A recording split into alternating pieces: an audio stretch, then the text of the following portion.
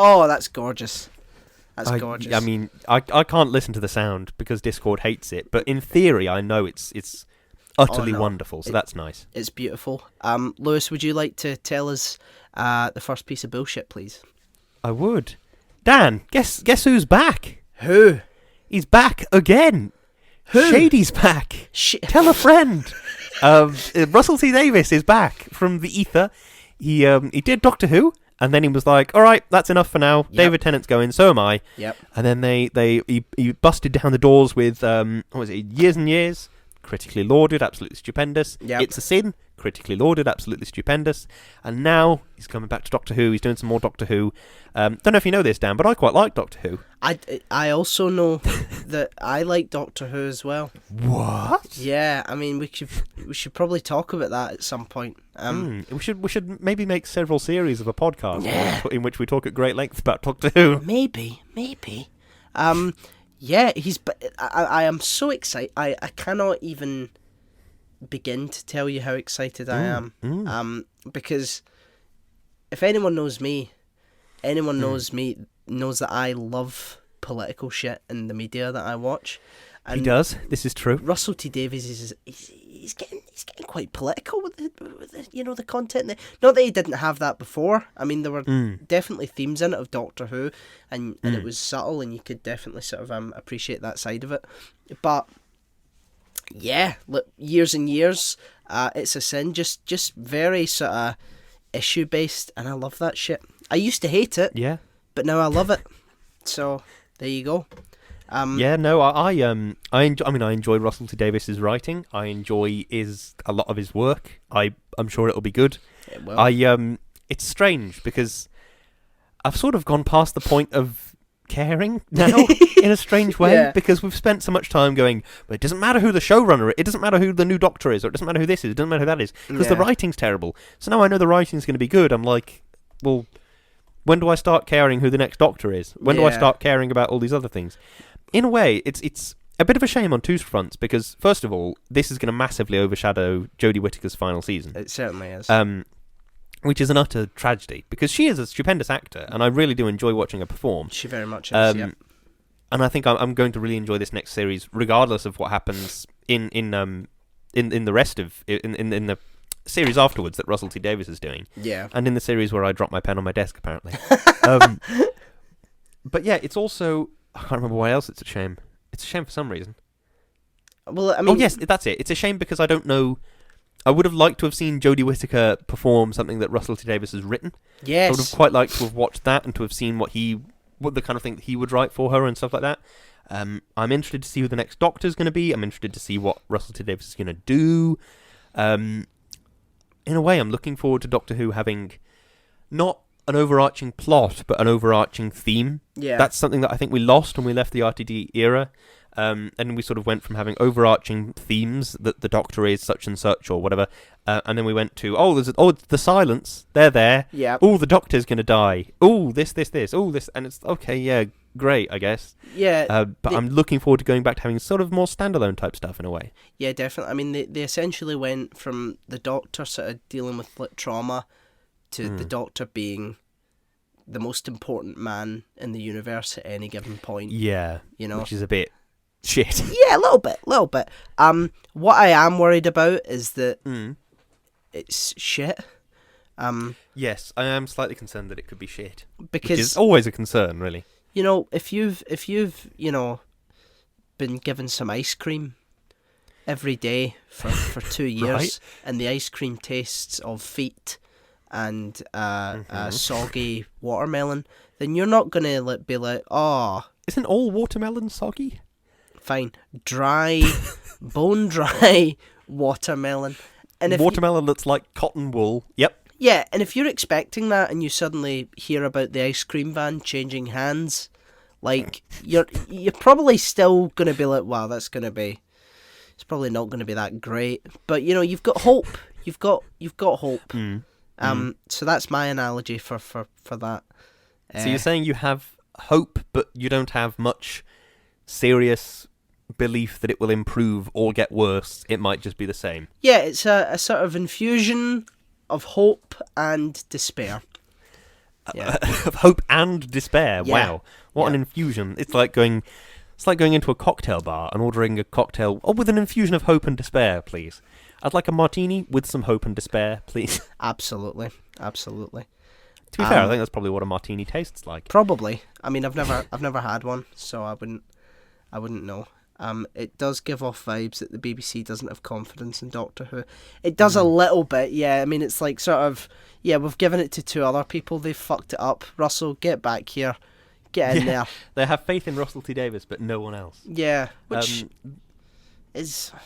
I mean, some of the greatest episodes of the show are like fan written and stuff like that. I didn't know this, but the Family of Blood episodes that we'll be reviewing in the coming weeks, that was like made by like a fan. Like it was like written before Doctor Who came back, and then it was adapted. Yeah, I mean that's like pretty as a book. Yeah, it was a book. Oh wow! And it was that's pretty cool as well. Yeah, adapted to the screen. Very nice. Well, cool. Yeah. What was I going to say then? We should say, by the way, just very quickly, in case you didn't listen to the whisper, we have some of our patrons in the chat now. So that's why we suddenly will be silent and then read something out loud, and you can very obviously tell that we aren't actually thinking of what to say. Yes. Somebody else has said it, and we're just reading it. And if you would like to join their esteemed rank, click on the Patreon bit, or wherever it is, and click and on the join Patreon them. bit. Stunning. Yeah, Go amazing. to patreon.com/shoutingintothevoid, and that's where we are. Yeah. You can buy the book from most online bookstores. Good stuff. Thank you, Darius. Mm-hmm. Darius knows. Darius is in there. A fantastic hookup with the obscure Doctor Who novels. Absolutely. Good on you, Darius. So I think that's it for this bit of bullshit. You've got another bit, don't you, Lewis? I do. I've got a cheeky bit of bullshit myself. I've been sitting on it, but that's sort of terrible. Yeah, terrible bit. And not at all funny. Yeah. I'm gonna spin the wheel again. Okay, you're gonna need to tell me when it stopped because I definitely can't hear it. Okay. Still spinning. Still spinning. Still spinning. Still spinning. Okay. It stopped. Whoa! James Bond. The Daniel Craig quote, and what actors do we like for it? Yeah. I don't know if you will be aware of this. If you're a person in the world, I'm a person in the world who doesn't watch James Bond movies as a general rule of thumb. But even I am aware of the fact that Daniel Craig is now leaving James Bond. He's been James Bond since 2007. I don't know. Maybe. He's been James Bond for absolutely ages. But yeah, now he's leaving, and there was this very emotional speech going around on, I think it was on Twitter, I saw it, where he's sort of talking to all the cast and crew of, I want to say this, the most recent film is called No Time to Die. That's right. No Time to Die, is that right? Yeah, and he's talking to the cast and crew of that and being like, oh, you've been with me for 5 movies, and it's been really good, and all the rest of it, and it's a very heartfelt speech, and it's very, very lovely. But yes, 2 interesting things happen. Well, one interesting thing happens every time there's a new James Bond, and another interesting thing has happened with this James Bond. Mm-hmm. So, Daniel Craig has said, let me get the actual quote, otherwise I will just be slandering him massively. Good show. Libel. Libel.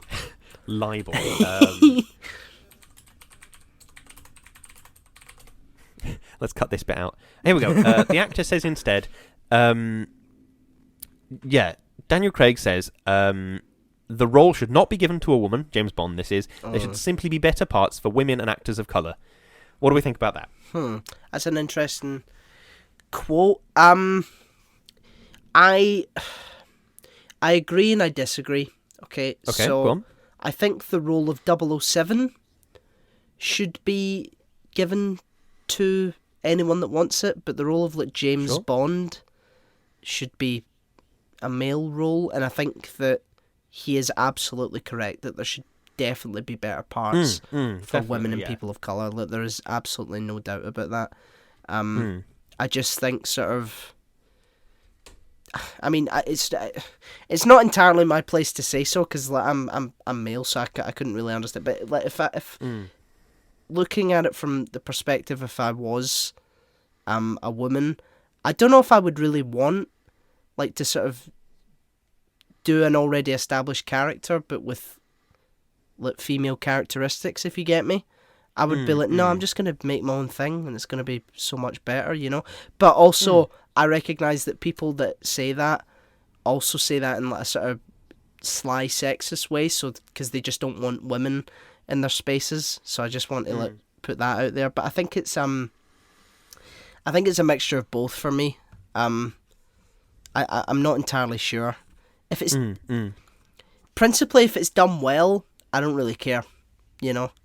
But if it's just because I don't, it's a difficult. If it's done well, yeah, anything goes for me. If it's done well, that's all I care about. I feel mostly the same as you. I think I don't really care. I think that if the role goes to a man or a woman or anybody else, that's, you know, it's completely fine. I think make a good movie first and worry about who you cast in it second, if that makes sense. If you just make a good movie, the acting and the directing and the writing will speak for itself, regardless of who is doing those things. I mean, it's a strange sort of thing to say. Like, I don't think the role should. What was the actual quote? I don't want to misquote him. The actor who plays James Bond says the role should not be given to a woman. There should simply be better parts for women and actors of colour. So how is that enforced then? Like, what do you mean? How is that enforced? Like, does he want that like by law, or does like? Oh right, okay. I mean, if someone wants to make a film about, I don't know, Jane Bond, then yeah, that's fine. I don't. You're allowed to not like it, but the idea that it should be, does it mean that it should be banned, or should everyone just collectively agree that a woman should never be given that role? I'm not entirely sure, but if it's done well, I'm not entirely. I don't really care, to be honest, you know. Yeah, I know exactly what you mean. Although I think this does go on. Sorry, if there's just if there's a different way to do it that hasn't been sort of oh, excuse me. If there's a different way to do it that hasn't been explored, and it comes across really well and is done really well, I don't see what the problem is, you know. Yeah, I'm the same. I mean, they've made about 1 million James Bond films, so at this point, just keep making them, keep being creative, and see what's good. Do you know what I mean? People will see anything that is a James Bond film, even if it's sort of very distantly related to the universe or whatever. So just keep making the films. Do you know what I mean? Absolutely. But I think the point that I was just about to make, that this sort of brushes up against an issue that I've seen talked about before. I forget completely who said it now.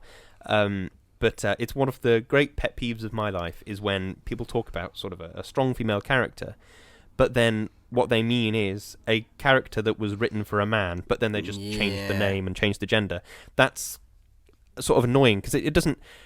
It's frustrating that the phrase strong female character has to be related to a woman showing sort of traditionally, sort of, what's the word I'm looking for? Stereotypically male characteristics. I think, can't we just have characters that carry the narrative, and that's a strong character, regardless of a lot of other things and a lot of other sort of questions about what they're like and what they're like as a person and what the choices they might make in a moral situation. And I think that's what it sort of brushes up against here, is the idea that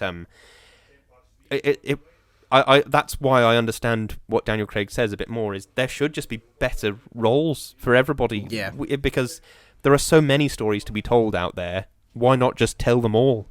Everybody's going to always want to watch films. Everybody's always going to want to watch TV and listen to the radio and listen to music and stuff. So having these places be a diverse space for lots of different creators and lots of different performers, that only benefits everybody. Yep. So in my mind, it's something that I loathe the contentiousness of it. I really don't like the idea that this is a contentious belief that we should just have everybody be represented in media, because of course we should. Do you know what I mean? Yeah, definitely. I mean, there's also the point to be made that if it's if there is a female James Bond, they are just going to be sort of unfairly compared to their male counterparts, which, you know, isn't ideal either. But yeah, like you said, it's just if there's a different, unique way or a different, unique take on a story, and it works and it's entertaining and it's, you know, it means something, then why the fuck not? You know? Yeah, and plus trying to find a different, unique take on a story as old as James Bond, that's good, full stop. Do you know what I mean? It, regardless of how you get to it being a different, unique take, it's good to have a different, unique take. Absolutely. absolutely. God, putting the worlds to right, eh? I know, already. We're nailing it. Absolutely.